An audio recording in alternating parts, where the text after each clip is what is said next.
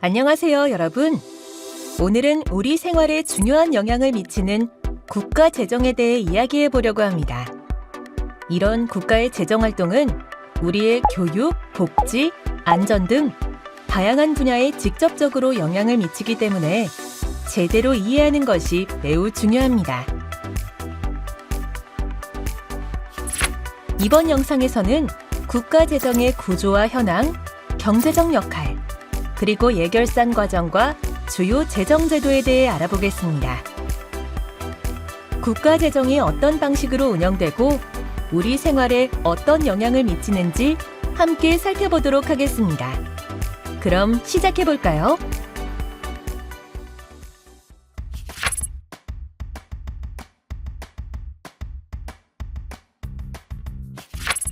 여러분, 국가 재정이란 무엇일까요? 국가 재정이란 정부의 경제 활동에 필요한 재원을 조달, 관리, 지출하여 공공 서비스를 제공하는 활동을 의미합니다. 여기서 경제 활동은 활동 주체에 따라 크게 정부, 가계, 기업으로 구분할 수 있는데요. 그중 정부의 경제 활동에 대해서 조금 더 자세히 알아보도록 하겠습니다.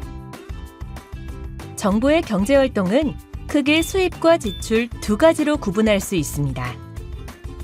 수입 활동은 가계와 기업으로부터 국세, 지방세, 부담금 등을 부과하며 발생하고, 지출 활동은 가계와 기업들에게 보건, 사회복지, 교육, 국방, 산업 등 16대 정책 분야의 공공 서비스를 제공하면서 발생합니다.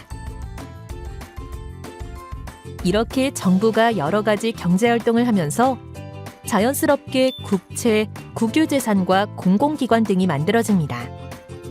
이러한 국가의 경제활동 전반을 국가재정이라고 부르며 국가부채 및 국유재산 관리도 국가재정활동에 포함됩니다. 다음으로는 국가재정의 운용주체에 대해 알아보겠습니다. 크게 세 가지로 구분할 수 있는데요. 중앙정부가 운용하는 중앙재정, 지자체가 운용하는 지방재정과 시도교육청이 운용하는 지방교육재정이 있습니다. 먼저 중앙재정과 지방재정은 예산과 기금으로 운용되며, 여기서 예산은 일반회계와 특별회계로 다시 구분됩니다. 다음으로 지방교육재정은 교육비 특별회계라는 이름으로 지방자치단체의 일반회계로부터 분리되어 운영되고 있습니다. 그렇다면 국가재정이 어떻게 운용되는지 좀 더 자세히 알아볼까요? 먼저 예산에 대해 알아보겠습니다. 예산에는 크게 일반회계와 특별회계가 있는데요. 그중 일반회계는 조세 수입을 주요 세입원으로 하여 일반적인 세출에 충당하는 가장 좁은 의미의 예산을 의미합니다. 특별회계는 특정 사업의 운영, 특정 자금의 보유 및 운영을 목적으로 특정 세입을 특정 세출에 충당하는 예산회계를 뜻합니다. 여기서 특정 세입이란 사업 수입, 목적세, 부담금, 수수료, 국유재산 매각대금을 포함하고 있습니다. 예를 들어 조달청은 조달특별회계를 통해 정부 운영에 필요한 공공조달 사업을 수행합니다. 그러면 기금에 대해서도 한번 알아볼까요? 기금은 특정한 목적을 위하여 특정한 자금을 신축적으로 운용할 필요가 있을 때 법률로 설치합니다. 기금의 수입은 자체 수익 사업, 사회보험료, 부담금, 정부 내부 수입, 여유자금 회수, 차입금 등으로 발생하며, 금융성 기금의 경우 주요 지출 금액의 30%, 기타 기금의 경우 20% 내 범위에서 국회 의결 없이 지출 금액 변경이 가능합니다. 즉, 일정 범위 내에서 탄력적 지출을 허용합니다. 그만큼 기금의 신설 및 존치 요건을 엄격히 심사해야 합니다. 기금 설치 시 법률에 근거해야 하고, 기재부 장관의 신설 타당성을 심사 요청해야 하며, 매 3년마다 존치 여부를 평가해야 합니다. 이러한 일반 특별회계와 기금의 규모는 얼마나 될까요? 2024년 정부 예산을 예시로 준비하였습니다. 2024년도 예산과 기금 구성에 대해 확인해 보세요. 그렇다면 우리나라 중앙정부의 2024년 예산 규모는 어느 정도일까요? 본 예산 기준 총 수입은 612.2조 원, 총 지출은 656.6조 원입니다. 국가 재정 지출에 대해 좀 더 자세히 살펴볼까요? 우리나라 국가 재정 지출은 결산 기준으로 지난 10년간 꾸준히 증가하고 있으며 GDP 대비 정부 지출 규모는 OECD 국가 평균인 46.3%보다 비교적 낮은 수준입니다. 그렇다면 재정 지출은 어떤 분야에서 사용되고 있는지 한번 알아볼까요? 우리나라는 사회복지, 국방, 공공질서 및 안전 등 16가지 분야별로 재정 지출을 하고 있습니다. 이 중 사회복지, 일반 지방행정, 교육이 큰 비중을 차지하고 있는데요. 사회복지에 대한 수요 증가가 재정 지출의 증가세를 가장 빠르게 견인하였다고 볼 수 있습니다. 이런 재정 지출을 하려면 재정 수입이 필요하겠죠. 재정 수입은 국세 수입, 기금 수입, 세외 수입 세 가지로 이루어져 있는데요. 이 세 가지 재정 수입을 합친 금액이 국가 재정 총수입이 됩니다. 재정 수입 중 큰 비중을 차지하는 국세 수입에는 14개 항목이 있지만 이 중에서 소득세, 법인세, 부가가치세, 3대 국세 수입의 비중이 가장 큽니다. 지금까지 재정 지출과 재정 수입까지 알아봤는데요. 이 두 가지를 서로 차감하면 현재 재정 상태를 파악할 수 있겠죠? 이를 재정 수지라고 하는데요. 재정 수지는 크게 통합 재정 수지와 관리 재정 수지로 구분할 수 있습니다. 먼저 통합 재정 수지란 일반 정부의 일반 회계, 특별 회계, 기금을 모두 포괄한 재정 수지를 말합니다. 즉, 정부의 재정 활동에 따른 수입 지출의 차이입니다. 일반 정부의 포괄적인 재정 활동을 측정하기 때문에 경제적 실질을 잘 반영할 수 있는 IMF 국제 기준에 부합합니다. 한편 재정 당국에서 재정 건전성을 관리하기 위해 관리 재정 수지 지표를 사용하기도 하는데요. 관리 재정 수지란 통합 재정 수지에서 사회보장성 기금 흑자를 제외한 재정 수지입니다. 여기서 사회보장성 기금 흑자를 제외하는 이유는 이것이 미래의 특정 시점에 지급되어야 할 재원이기 때문에 이를 포함시킬 경우 당해 연도의 실질적 재정 상태를 판단하기 어렵다고 보기 때문입니다. 다만 국제적으로 통용되는 재정 수지 지표는 아니기 때문에 다른 나라와 단순 비교하기에는 어려움이 있다는 한계도 있습니다. 이러한 국가 재정은 세 가지 원칙에 따라 수행되어야 하는데요. 효율성, 건전성, 투명성의 원칙입니다. 좀 더 자세히 알아볼까요? 먼저 효율성의 원칙은 안정적으로 경제 성장을 할 수 있도록 효율적으로 자원 배분을 해야 함을 의미합니다. 정부는 최소 비용으로 최대 효과를 얻고 적재적소의 자원을 투입하여 예산 낭비를 방지해야 합니다. 이를 위해 정부는 재정 성과관리 제도, 총사업비 관리 제도, 예비 타당성 조사 제도 등을 운영하고 있습니다. 다음으로 건전성의 원칙은 재정의 지속 가능성을 의미합니다. 재정의 지속 가능성을 위해 세수와 세출의 균형을 유지하고 적정 수준의 정부 부채와 재정 적자 규모를 관리하는 것이 필요합니다. 이를 위해 정부는 국가 재정 운용 계획, 장기 재정 전망, 재정 규율 등을 활용하고 있습니다. 마지막으로 투명성의 원칙은 정부가 어떻게 재정을 구성하고 사용하는지를 보기 쉽고 분명하게 밝히는 것으로 정보 비대칭에서 비롯되는 주인, 대리인 문제를 해소할 수 있습니다.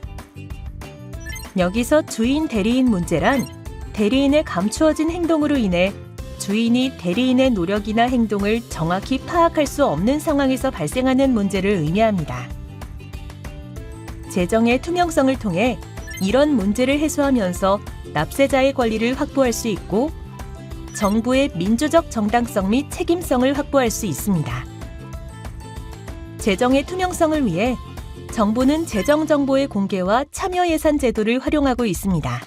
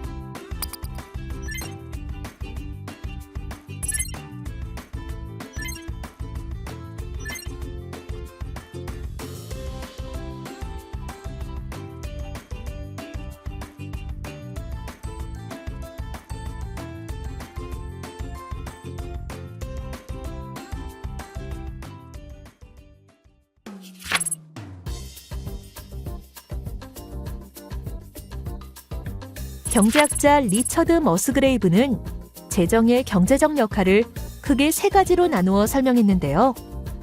재정을 통해 자원을 합리적으로 배분하여 효율성과 형평성을 보장하며 시장 실패를 교정할 수 있고, 소득을 재분배하여 소득 수준을 조율할 수 있으며, 재정 지출과 조세 정책을 통해 경제를 안정화시킬 수 있다는 것입니다.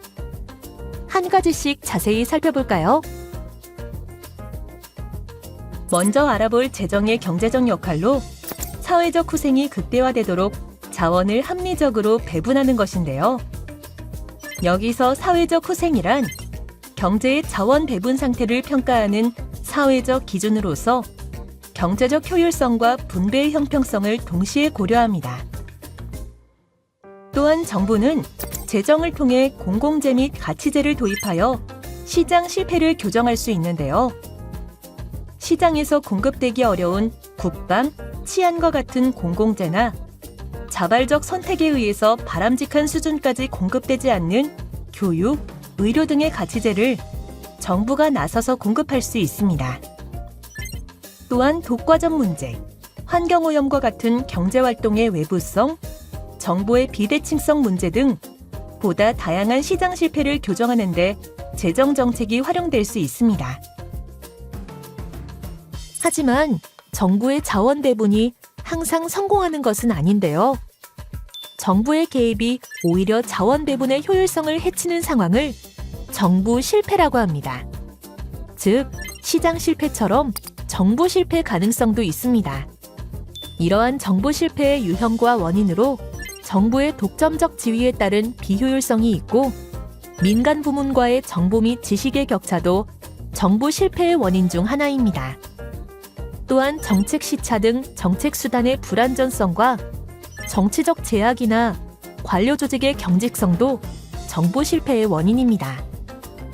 이러한 정부 실패를 극복하기 위해 정부는 애자일 정부 조직을 도입하고 민관 협력을 강화하며 공공부문을 민간에 개방하여 경쟁을 유도하고 공공 서비스를 개선하기 위해 인센티브를 도입하거나 시민 참여 및 감시 강화로 투명성을 향상하고자 노력하고 있습니다.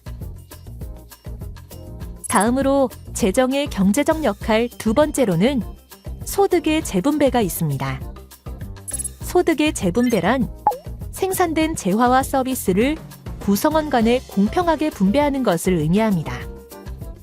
소득 재분배의 목적은 최저 생활 보장과 소득 분배 불평등을 완화하는 것입니다. 이러한 소득 재분배 방법으로는 사전적인 1차 소득 분배와 사후적인 2차 소득 분배가 있습니다. 1차 소득 분배는 노동시장 정책이나 금융시장 정책 등으로 소득을 재분배하는 방법이고, 2차 소득 분배는 조세 정책이나 이전 지출을 조정하여 소득을 재분배하는 것입니다. 마지막으로 경제의 안정화입니다. 현실 경제에는 고용과 생산이 정상 수준 이상으로 올라가는 호황기와 그 이하로 내려가는 불황기가 주기적으로 순환하는데요. 급격한 경기 변동이 발생하는 경우 정부는 재정 지출과 조세 정책을 통해 이를 완화하기 위해 노력하고 있습니다. 예를 들어 경기가 침체될 경우 민간 지출과 고용이 감소하게 되는데요. 그러면 정부는 지출을 증가시키고 세금을 줄이는 방법 등을 활용하여 경기 침체에서 회복하고자 노력합니다. 반대로 경기가 과열되어 민간 지출과 고용이 증가할 경우 정부 지출을 감소시키고 세금을 늘려 경기 과열을 방지하려 노력합니다. 실제 경제 안정화를 위한 지원 정책 사례를 같이 살펴볼까요? 2020년도 코로나19로 인해 경제 침체가 이어지자 각국에서는 대응책 및 재정 정책을 발표했는데요. 미국과 일본은 각각 2,500조와 2,600조 원으로 주요국 중 가장 큰 규모로 지원책을 발표했으며 중국, 독일, 영국 등 전 세계적으로 코로나19로 인한 경기 침체를 해결하기 위해 막대한 재정을 투입하였습니다. 그렇다면 우리나라의 코로나19 지원 정책도 자세히 알아보겠습니다. 정부는 2020년 코로나19 피해 극복 지원 정책으로 약 310조 원을 투입하였습니다. 주요 지원 항목으로는 소상공인 생계 지원을 위한 새희망 자금, 민간 기업의 고용 유지 지원을 위한 고용 유지 지원금, 가계 소득을 지원하고 소비를 촉진시키기 위한 긴급 재난 지원금, 마스크 생산 및 백신 개발을 위한 방역 강화 등 경기 침체를 회복하고자 노력하였으며 경제 안정화 노력의 대표 사례라고 할 수 있습니다.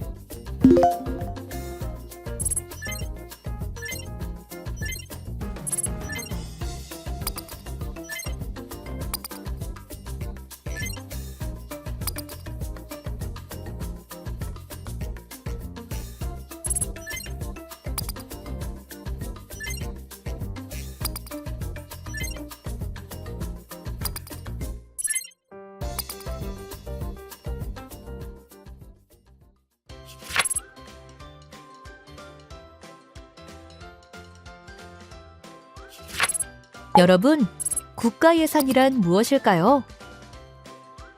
국가예산은 일정 기간 동안 발생하는 정부의 수입과 지출 활동에 대한 계획인데요. 이러한 국가예산의 개념에 대해 알기 위해서는 먼저 예산의 성격을 알아야 합니다. 예산은 국가재정을 통제하는 수단으로서 국가적 자원 배분의 우선순위를 반영하는 성격을 띠고 있습니다. 예산에는 국가의 정치적 의사결정이 집약되고 그 과정 속에서 갈등과 합의가 공존하며 이러한 예산 결정 과정 속에서 민주적인 규범과 절차를 따라 최적의 자원 배분을 달성하기 위해 노력해야 합니다. 이러한 예산과 관련된 총 5가지 주요 원칙이 있는데요. 예산 통일의 원칙과 회계연도 독립의 원칙, 예산 총계주의 원칙, 예산의 목적의 사용금지 원칙, 예산 사전 의결의 원칙이 있습니다. 그렇다면 본격적으로 국가 예산 편성 및 심의 절차에 대해 알아볼까요? 먼저 1월 31일까지 중기 사업 계획서를 중앙관서가 작성하여 기획재정부에 제출해야 합니다.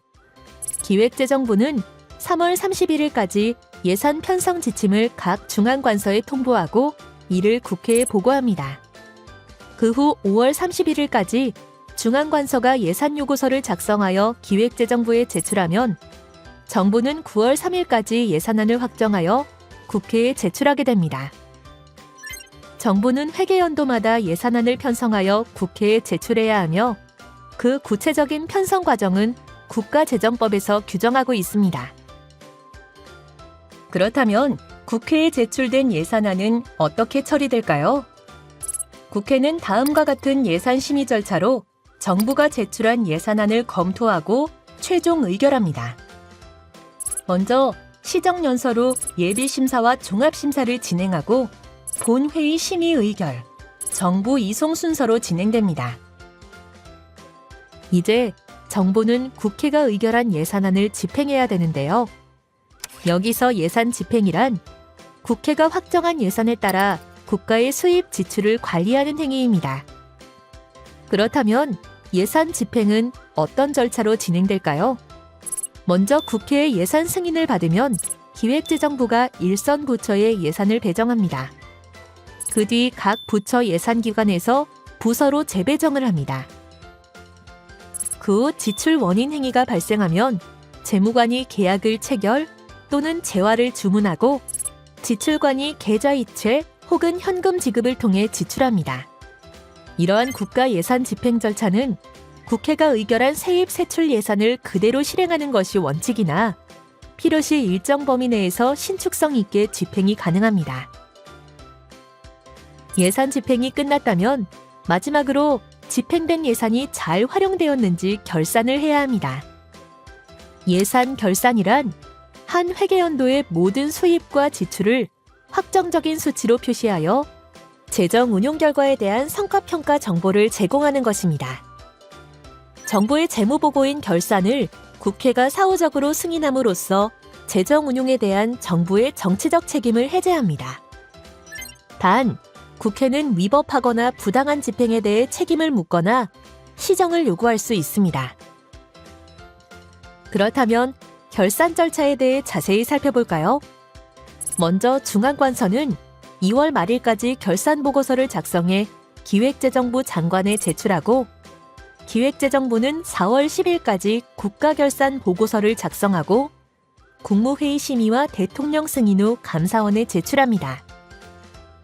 감사원은 5월 20일까지 결산검사 후 기획재정부 장관에게 국가결산보고서 감사 결과를 송부하고 5월 31일까지 기획재정부는 국가결산보고서를 국회에 제출하고 6월 이후 국회 결산심의 및 정부 이송하면 됩니다. 그렇다면 이러한 예산 편성과 지출에 우리가 참여할 수는 없을까요?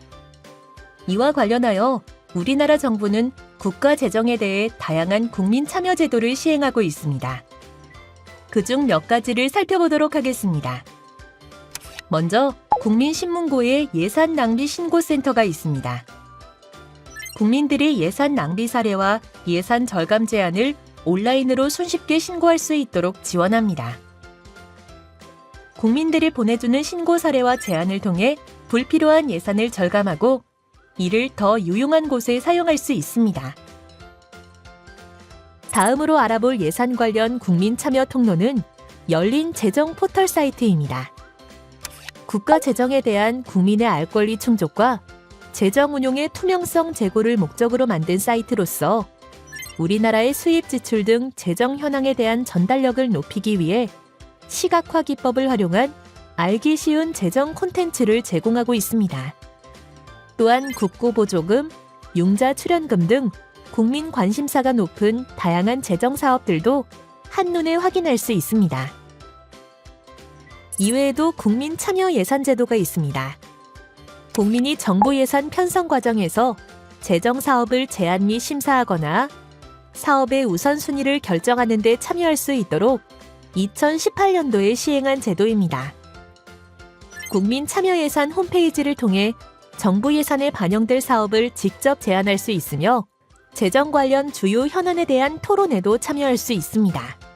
실제로 취약계층 복지, 환경보호, 생활 밀착형 공익사업 등 다양한 국민 제안 사업을 정부 예산에 반영하고 있습니다.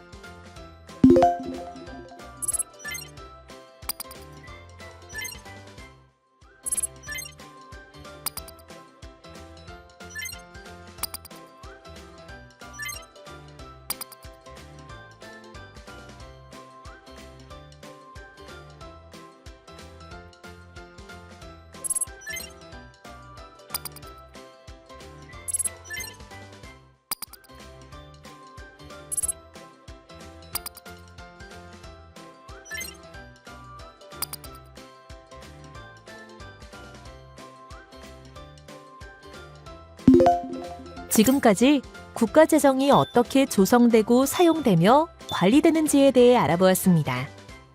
국가 재정의 중요성을 이해하고 소중한 우리나라 재정이 잘 운용될 수 있도록 지속적인 관심 부탁드립니다.